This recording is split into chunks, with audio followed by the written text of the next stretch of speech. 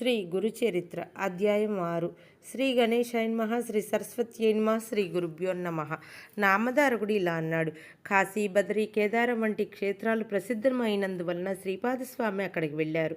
కానీ వారి గోకర్ణానికి వచ్చారని మీరు చెప్పారు. ఆ క్షేత్ర ప్రాధాన్యత వివరించ కోరుతున్నాను. దానికి సిద్ధుడు ఇలా చెప్పారు.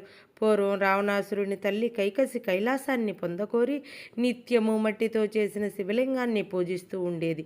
బాల గర్వితుడైన రావణుడు అది చూసి శంకరునితో కూడా కైలాస పర్వతాన్ని తెచ్చి తన తల్లికి సమర్పించాలనుకున్నాడు.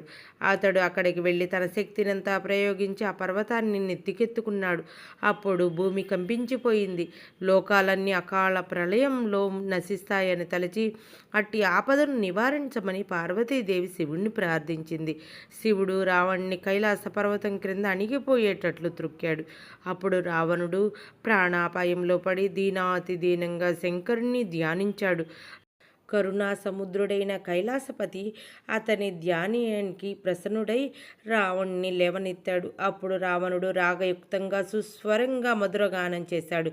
మనోహరమైన అతని గానానికి ప్రీతి చెందిన శంకరుడు అతనిని వరం కోరుకోమన్నాడు. అప్పుడు ఆ రాక్షసరాజు, దేవా, బంగారంతో చేయబడిన నా లంకాపురం వంటిది ఇంకెవ్వరికీ లభించేది కాదు. సాక్షాత్తు లక్ష్మీదేవియే నాకు దాసి, చతుర్ముఖుడైన బ్రహ్మే నా జ్యోతిష్కుడు, యమధర్మరాజు నా సేవకుడు, సర్వదేవతలు నా పరిచారికలు. అటువంటి నాకు ఎక్కడ ఏదీ దుర్లభం కాదు. ఇప్పుడు నా తల్లి కోరిక ప్రకారం కైలాస పర్వతాన్ని తీసుకుపోదామని వచ్చాను. శంకరా, నీవు వరమీయదలుచుకుంటే నేను ఈ కైలాసాన్ని నీతో సహా లంకకు తీసుకుపోయేలా అనుగ్రహించు అని కోరాడు.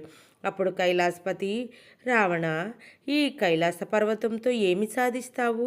దానిని మించిన నా ఆత్మలింగం ప్రసాదిస్తాను. దీనివలన నీవు నా అంతటి వాడవవుతావు.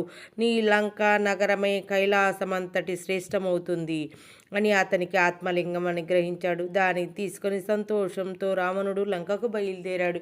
ఇదంతా చూచిన నారదుడు ఈ వృత్తాంతం బ్రహ్మకు, విష్ణువుకు విన్నవించాడు. ఆ ముగ్గురు శివుని దగ్గరికి వెళ్ళి, ఎంత పని చేశావు? రావణుడికి ఆత్మలింగం ఎందుకు ఇచ్చావు? సర్వ ప్రాణికోటికి కంటకప్రాయుడు, లోక భయంకరుడు అయిన రావణుడు నీ అంతటి వాడు కావడం తగునా అని వాపోయారు. అప్పుడు శంకరుడు అతని గానానికి పరవశించి ఆత్మలింగం ఇచ్చాను. వాడిప్పటికింకా లంకను చేరి ఉండడు. ఉపాయం ఆలోచించు అని విష్ణువుతో చెప్పారు. అది విని శ్రీహరి దుర్మార్గుణ్ణి మోసంతోనే జయించి ఎలాగైనా ఆత్మలింగాన్ని చేజింకించుకోమని నారదుణ్ణి, గణపతిని ప్రేరేపించాడు. అప్పుడు దేవఋషి అయిన నారదుడు మనోవేగంతో రావణుని వద్దకు పోయి, రావణ, ఎక్కడి నుండి వస్తున్నావు?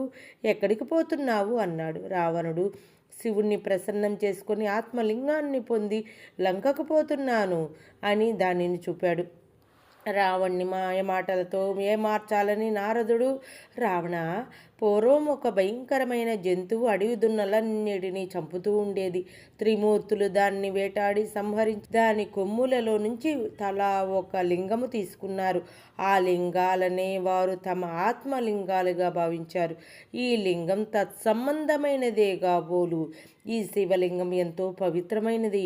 సాక్షాత్తు శివ సాయుధ్యం ప్రసాదించగలదు అని దాని ప్రభావం వివరించబోయాడు. రావణుడు, మహర్షి, దీని ప్రభావం వినటానికి నాకిప్పుడు తీరికలేదు. తొందరగా వెళ్ళాలి అన్నాడు. ఆ దేవర్షి, రావణ, సంధ్యా సమయం దాటిపోతున్నదే, నీవెలా పెడతావు అని అక్కడే కూర్చున్నాడు. ఎంతలో ఒక బ్రహ్మచారి వేషంలో గణపతి అక్కడికి వచ్చాడు. అతనిని చూచి రావణుడు, నీవెవరు? ఎవరి పిల్లవాడివి?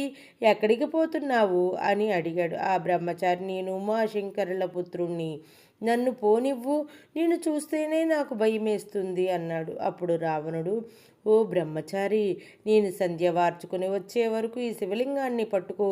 నాకు ఈ సహాయం చేస్తే నీకు సువర్ణమయమైన నా లంకా పట్టణం చూపిస్తాను. నీకిష్టమైతే అక్కడే హాయిగా ఉండవచ్చు అన్నాడు. ఆ వటువు, అమ్మో, ఇంత బరువైన శివలింగాన్ని నేనెంతసేపు మోయగలనా? అయినా రాక్షస నివాసం చేత భయంకరమైన ఆ లంకాపురికి నేను రాను బాబు అన్నాడు. రావణుడు ఆ బ్రహ్మచారిని ప్రాధేయపడి శివుడిచ్చిన ఆత్మలింగాన్ని తన చేతిలో పెట్టి సంధ్యోపాసనకే సమీపంలోని సముద్రం వద్దకు బయలుదేరాడు.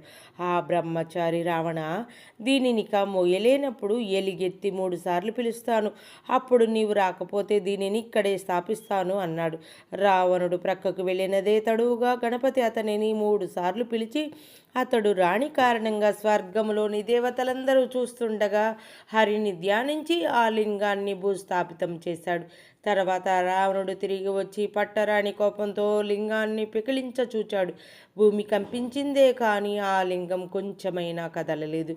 అందుకే దానికి మహాబలేశ్వర లింగం అని పేరు వచ్చింది. అది ఆవు చెవి ఆకారాన్ని పోలి ఉండటం వలన ఆ క్షేత్రానికి గోకర్ణం అనే పేరు వచ్చింది. నామధారక, దానిని భూ కైలాసం అనవచ్చును. అక్కడ శివుడు సపరివారంగా నివసిస్తాడు. అందుకే అది సజ్జనులెందరికో ఆశ్రయమైంది. అక్కడ దేవర్షులు కూడా నివసిస్తారు.